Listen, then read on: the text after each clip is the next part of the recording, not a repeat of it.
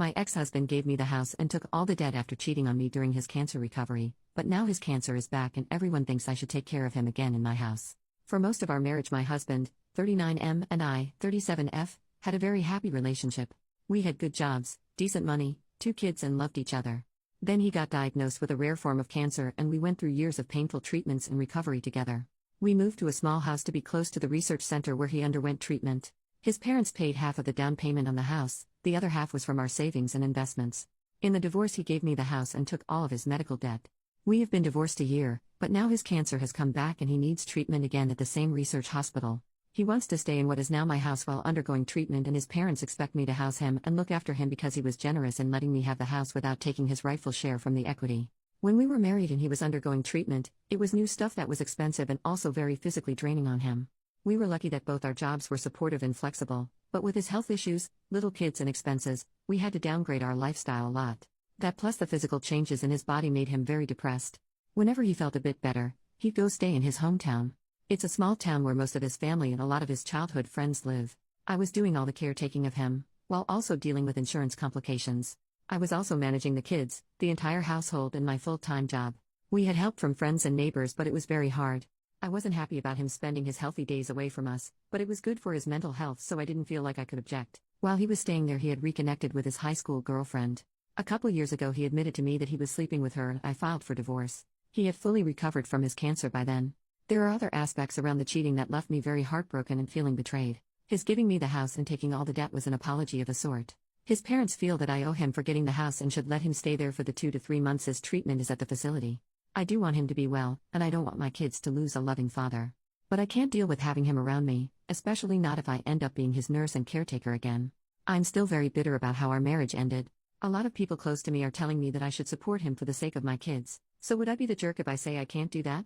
OP adds some info in the comments. They announced their engagement the day the divorce was finalized. That still stings like crazy. I'm struggling with this so much. I don't think I hate him. A part of me still loves him as an old friend.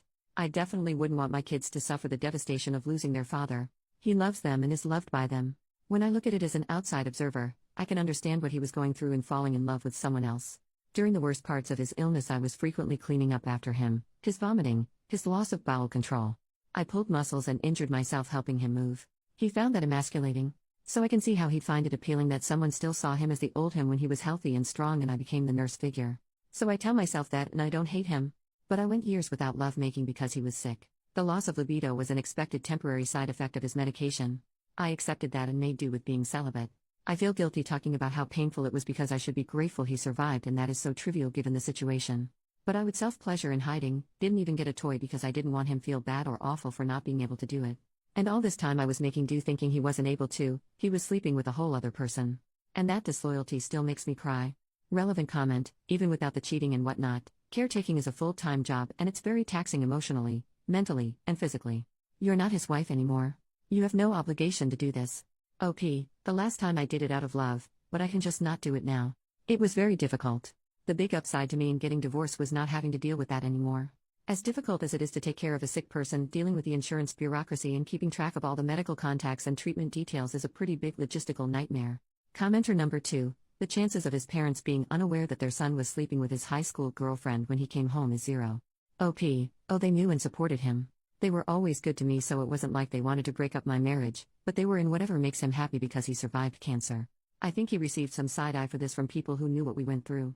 And my ex-in-laws did damage control by making overly gushing social media posts about how the GF always looked out for him and made him laugh when they were kids, and did it again when he was going through a hard time. As if her comedy skills are what cured his cancer. I was just the background maid, nanny, and assistant character that can be ignored. Sorry, I am still bitter and I keep regurgitating the same stuff. Update, almost 1 month later, the Sunday after I made my original post, my ex-in-laws picked up the kids for a zoo trip. They sometimes come to pick them up to entertain them and so I thought nothing of it, but a few hours later a very teary and contrite mother-in-law dropped off 2 bawling kids with me. She told them their dad is sick and will die if he doesn't stay with us and go to the hospital. We hadn't had a talk with the kids yet about the diagnosis and she dropped it on them that he is dying from cancer. He is not dying. It's a painful treatment but he'll recover. I was so furious I was raging. I called the ex and tore him a new one. He was shocked too and we together exploded at his mom. She broke down and cried begging me to not take away her grandkids from her, as if I trust her after this. My ex and I together talked to the kids, him on video, and assured them that yes, he is sick but he'll be fine. He just needs to go to the hospital and they'll make him better like the last time he was sick. The kids settled after that, but my oldest has been at me crying and begging to make Dad come live with us. I promised them I'd talk to Dad and figure out what's the best thing to do. I swallowed a lot of bile to talk to him about why he was doing this. We had a pretty long and detailed discussion. The bottom line is that he's broke. He still has a decent job but his credit is ruined. He has a lot of debt and he stupidly got the cheapest insurance that barely covers anything. His fiancée is no help either, she's worse off financially. So he needs a place to stay, he can't afford this otherwise. His parents are funding some of his medical payments and are already stretched. He was financially alright when we broke up, so I have no idea what happened in such a short time. Anyway, my ex and his girlfriend moved into my daughter's room. My daughter happily gave it up to her dad and is sharing her little brother's room. Both kids are over the moon happy to have their dad in their home. My daughter keeps checking on him every few minutes to make sure he's still okay. My ex-mother-in-law traumatized my kid and I'll never forgive that woman for this. I let the girlfriend move in with him because I was too angry to care about who came to look after him as long as it wasn't me. I didn't know how I could bear having her in my home, but it appears to be more misery for her than me, and that strangely makes it more tolerable for me. She is teary-eyed and crying all the time. It's only been 3 days, but I am so annoyed I want to shake her and tell her to pull it together. The current treatment plan is for 3 months. I am counting down the days. I am thankful for the many people who gave me great advice on my last post. I wasn't expecting things to go this way, but they played me by manipulating my kids, which is freaking insane, but it's also my fault for not seeing it coming. I'll slowly pull myself and the kids away and move, but for now I have to deal with this for my kids' sake. Edit to add, I was trying to make this update more than a week ago. So to add to that, X's treatment is coming along nicely. The tumors that grew again are much smaller than before, and the new stuff that they are giving him is more directed too, so he's not having as many bad symptoms as he had last time. I had promised myself I would do nothing to help, and I stayed away from both my ex and his fiancée. But I did end up helping him deal with insurance. His fiancée has the personality of a wet noodle and cries all the time. It was easier for me to do it than deal with her struggling. My ex is polite enough to me, but his personality has changed. He is a different person and not very nice towards his fiancée. I didn't expect to, but I actually feel sorry for her. Second update, 2 more months later, my ex and his fiancée moved out today. His treatments went very well this time around. He had to deal with general weakness and nausea, but no vomiting and voiding like the previous time. It's amazing how much medicine improves and changes. He'll need monthly shots for a while, and I agreed to house him for a weekend next month, but after that he's on his own. The stay went well. We had no drama really. I kept myself busy in kids and I traveled a lot. They both managed the rest of the stuff all right and things worked out. My kids are happy and back to their normal stuff. I had a talk with my daughter about how grandma exaggerated things to get her way, and that is not okay, and she understood that, and she has shown no interest in visiting her grandparents, and I am happy about that. The last week of his stay, his fiancée went back to their town to take care of some stuff since he was doing pretty well on his own. He and I had a few long detailed conversations. They were cathartic in some ways and saddening and maddening in others. I think I got some closure. At least I am not feeling the bitterness the way I used to. I may make another post about what he told me, his reasoning and justifications. On another positive note, all that dressing up and going out I've been doing has worked out for me. I met someone. We've been on 2 dates and it's going great so far. This is my first time dating since the divorce, so I am keeping my expectations pretty low, but still it is very exciting and fun. Third update, 11 days later, my conversation with my ex-husband. I tried writing about our conversations, but the process of thinking about it and analyzing it is very depressing. When we had the talk, I felt much better than I do looking back at it now. Then my new date invited me on a trip during the Memorial Day weekend. One of my close neighbor friends encouraged me to go while she watched my kids. I was pretty excited about this vacation, my first adult-only vacation in over a decade. I didn't want my overthinking about my ex to make me depressed during the trip, so I put that on hold. The trip went well and I am pretty optimistic about this new relationship. Sorry to you guys for taking so long with this. But now that I feel happier, I can have a more grounded take on my ex's views.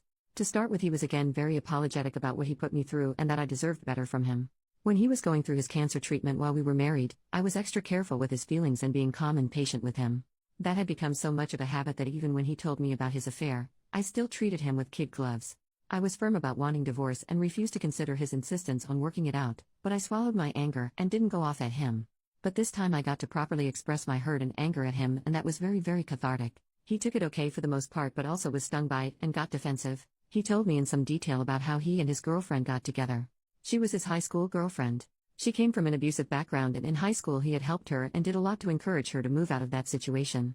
When he moved away to go to university and she stayed their small town, the long-distance thing dissolved their relationship. He wanted a more big city life, and a few years after college he met me.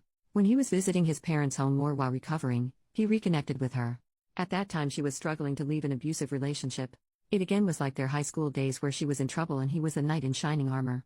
I suppose that can be very attractive to someone who's been facing weakness and their own mortality. When he was home, I was waiting on him hand and foot.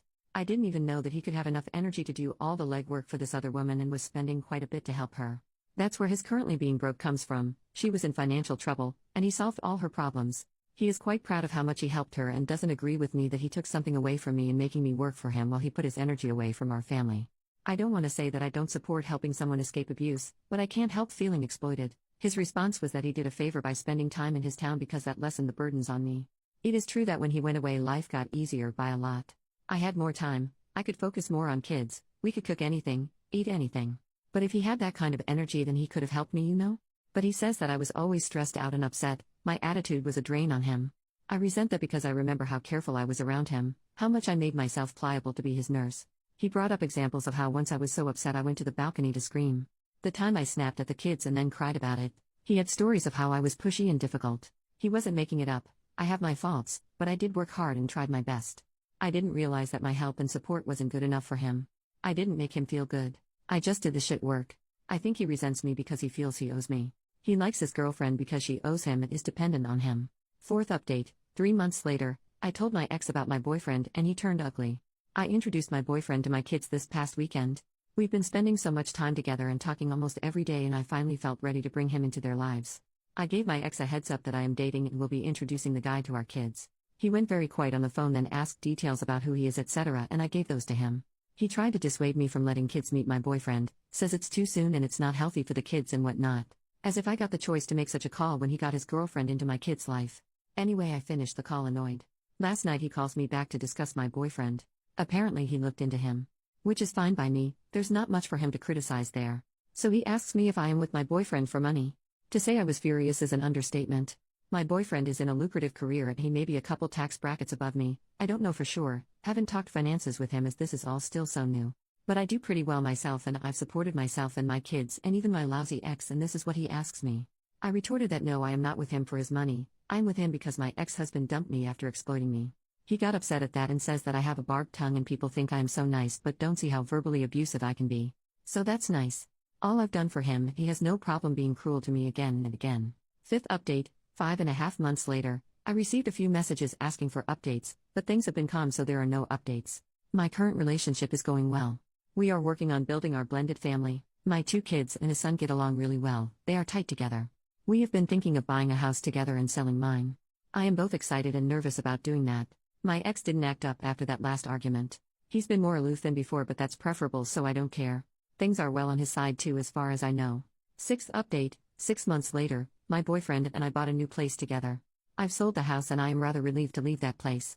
I liked having a home, but there were too many bad memories there and the emotional baggage of my ex-in-laws thinking they still have a claim on the place. I will miss my old neighborhood though, I had a lot of supportive friends there. My kids love the new place, it's bigger, with a bigger yard and nicer schools. As we were clearing out the house, I told my ex to pick up a few of his things still left behind. He had a few boxes of pictures and kids' artwork and some small things, and I left them in the garage for him to come pick them up. He came to get them and ended up full on crying over the memories. We didn't talk or interact in any way. I just gave him water and left him alone to calm down. But honestly, I felt such visceral rage at his crying. I thought I was over this and past is past and I am happy with my life now, but at that moment I felt so much anger and it upset me that I am still not fully past what he had done. His relationship with his fiancée has ended and I do feel a bit bad about that. They were supposed to be married in July and that didn't happen. Then I heard from some mutual friends that she has moved back with her abusive ex. They have kids together and there was a lot of pressure from her family to reconcile. And yes, her family is abusive too. My ex had helped her against them when they were first dating and they'd always held that against him. So she stayed with ex while he was digging her out of her financial crisis. Now that she's in the clear, she goes back to the guy who put her in that hole. In a way, my ex, and by extension me, helped some deadbeat out there make a lot of savings. In that part, I feel angry on ex's behalf. I mean, I hate him for my own reasons, but he did try to help his old friend and high school sweetheart and she screwed him over.